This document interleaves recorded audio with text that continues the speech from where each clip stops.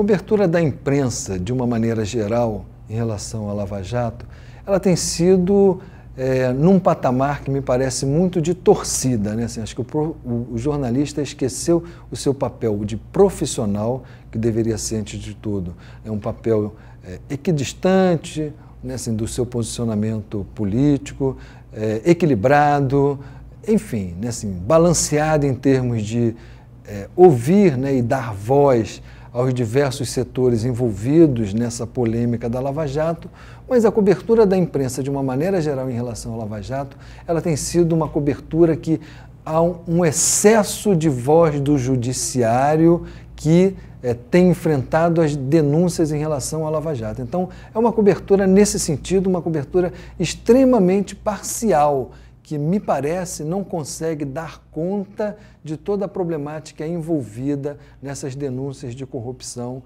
em relação à questão da Lava Jato. Acho que a imprensa tem ajudado, à sua maneira, a Operação Lava Jato. A Operação Lava Jato tem muita repercussão, porque a imprensa está dando muita repercussão. É claro que a repercussão que a imprensa está dando é uma repercussão politicamente orientada. Porque se a Operação Lava Jato estivesse investigando políticos aliados da imprensa, provavelmente a cobertura não seria tão aprofundada e veemente, cotidiana e copiosa. A imprensa se limita exatamente a replicar, a reproduzir as informações que são levantadas pelo Ministério Público, as informações que são levantadas por essa força-tarefa ligadas ao Ministério Público e à Justiça Federal lá do Paraná, mas investigações jornalísticas independentes, nem a grande imprensa tem feito isso e, de uma maneira apenas razoável, a imprensa independente tem apontado nesse sentido. Eu acho que a cobertura tem sido, digamos assim, muito empenhada. O juiz Sérgio Moro está sendo santificado, virou um mito. De repente, ontem saiu uma pesquisa que ele já tem 17% dos votos para ser presidente da República, com a tendência de aumentar isso. E a imprensa está muito empenhada. Eu acho que a imprensa, ela não é que ela seja parcial, como você me perguntou, pelo contrário. Eu acho que a imprensa ajuda muito aos caminhos que estão sendo delineados lá no Paraná.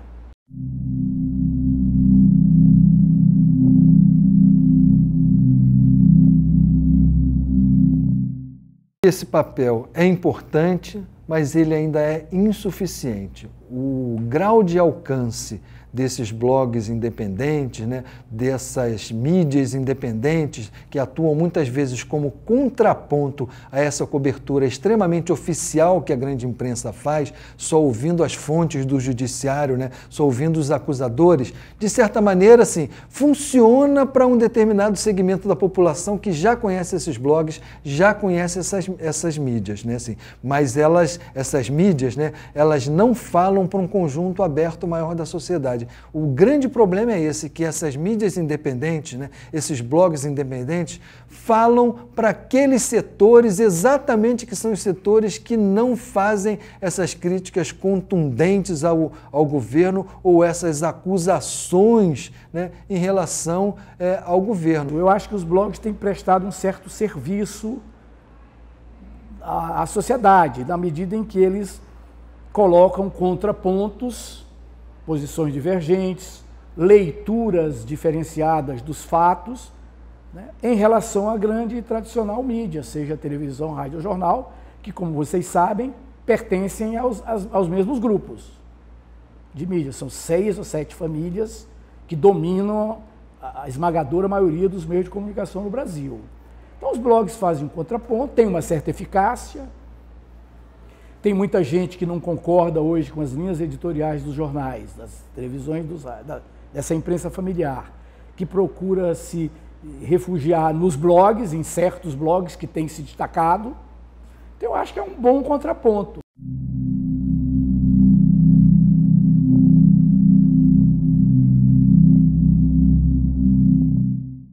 Se for de mídia impressa, não, porque não tem debate. A mídia impressa é unanimemente contra o governo.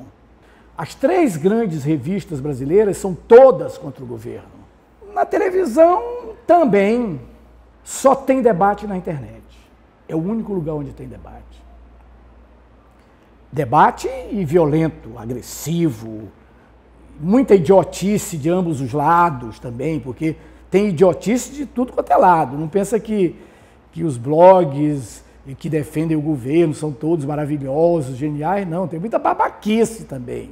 Mas tem muita babaquice nos que acusam, que atacam, porque no momento em que a razão perde espaço para a violência, para a paixão e para a emoção, não tem espaço para debate, tem espaço para gritaria e para agressão.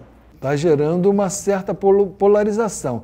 E essa polarização, na verdade, né, assim, dentro das mídias sociais, da cobertura jornalística, é porque elas já se dão nesse próprio plano da realidade social que a gente tem, né? A sociedade brasileira, ela se tornou quer dizer, isso já acontecia na época da ditadura militar, né, de ser uma sociedade bipartidária, mas mesmo depois, né,